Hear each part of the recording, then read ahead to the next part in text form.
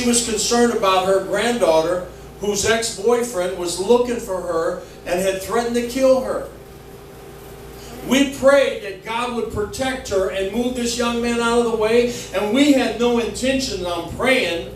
We weren't praying what happened. We were just praying that God would move him out of the way. The man got killed. Wow. You touch God's people and see what happens to you.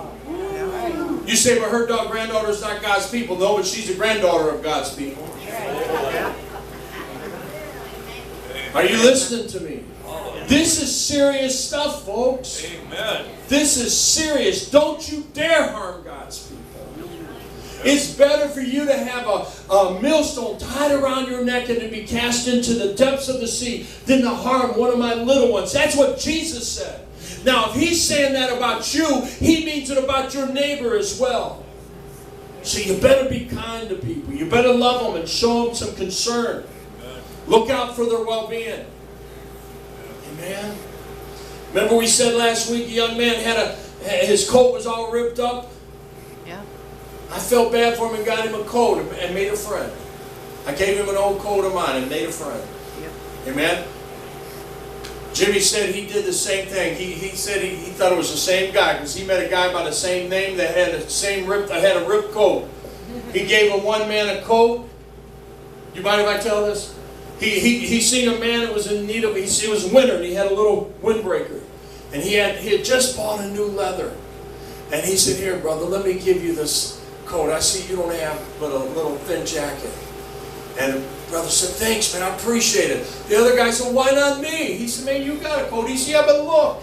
And it was all ripped out. So he had a coat on. He took it off and gave it to him. Praise God. See, now that's one and I'm not glorifying Jimmy. I'm glorifying the Christ in him.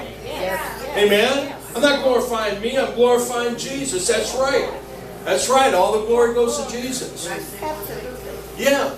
I couldn't be the person I am today without him. No, you couldn't. I've never been this way. No, you haven't.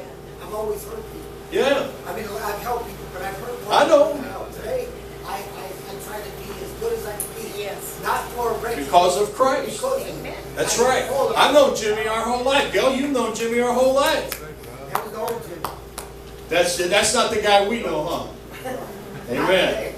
Amen. Well, that's what Christ does. Christ comes in and he changes us. Yes. Amen. He changes us. Amen. It says, in honor, preferring one another, not slothful in business. In other words, don't cut corners in your business. I told my son-in-law when he was living, he was sitting over here, and I was talking about if you have a business, he had a business. I said, let me tell you something. If you make a deal, if you give an estimate, and you get to doing the job and you realize that you undercutted yourself and you're going to lose money, you lose money. That's right. I says, don't go back and tell them after the job's been started, oh, I messed up, I should have charged you $200 more. He looked at me and laughed and said, I already do that. Yeah.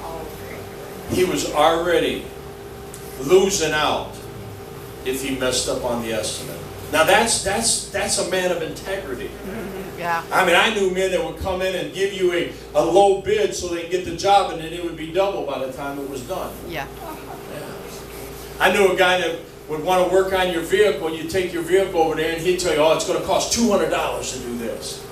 Next thing you know, it's going to be $400. When that nut broke, it's going to be $400. Stupid stuff like that. Yeah. Brother Joe and Sister Shirley came in, and their head gasket blew. Oh, it's going to be $260 on that. Well, by the time it was done, it was $500. It was double. And his wife, who was raised in church, he come and told me, he says, well, they sent me a letter telling me things. She looked at me and said, he just don't get it. They're trying not to have ill feelings and hold a grudge because they have the answer to God, but he's thinking they were okay with him shysting them. Hello? Some years later, this man, now I don't know what he's doing now. I know he had a lot of health issues. some years later, he's telling me, he said, man, we're doing asphalt, man. We'll do your driveway. We'll put in a new parking lot for you. I said, yeah, I ain't got that kind of money. Because if he told me 1,000, it'd be 2 or 3. Yeah. Amen. If he told me 4, it'd be 8. Yeah. I don't need that. That's not good business, folks. And I'm going to tell you something. If you're a Christian, you can't be like that. I'm going to share this and then I'm going to get to the next verse.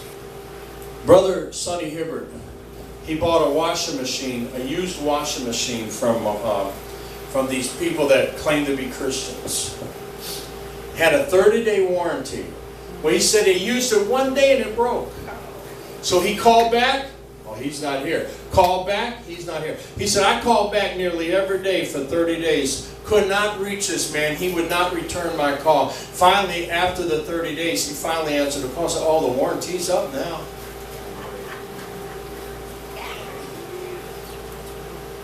Yeah.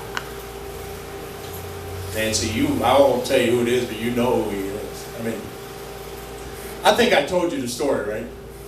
Yeah, you know who it is. And the man's always been good to me.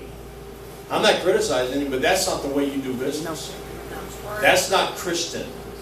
That's not even good business, let alone good Christian. Amen? If you want a business to thrive, treat people fair. You don't even have to be a Christian to have that much sense. Amen? I pick up at this restaurant all the time for Uber. And these people, sometimes they're friendly, but most of the time they are just so unfriendly. You know, I look at them and smile real big just to get them to smile. Yeah. And I'm like, you know, they'll hand me the food. Yeah, there's a jack. You know, just, I'm like, how do they keep the food's good, but how do they keep a business? I mean, you know, it's carry out. If it was a restaurant, nobody would be there because they're just rude. I mean, it's not like overly rude. They're not friendly. They're not, you know, like welcoming. Right. You know, I don't understand. But anyway, not slothful in business, but fervent in spirit, serving the Lord. In other words, to put forth an effort. Don't be lazy in your business, but put forth an effort. Be fervent. Be active. Be energetic. Serving the Lord. Rejoicing in hope. Rejoicing in hope. Have hope. Have hope. You know, with what's going on in my life right now, I have hope. I have hope that God's going to turn it around. I have a young social worker who's working with me, and she's a Christian, and she, you know, I met her, and I'm like, she's just so nice. I said, you're a Christian, aren't you? And she's like, yeah. And told me she goes to, you know, she's been raised in a church up on Detroit, and she told my daughter the other day, she said, you know, that there was some difficulties because the people are saying no, that they don't want me to have her.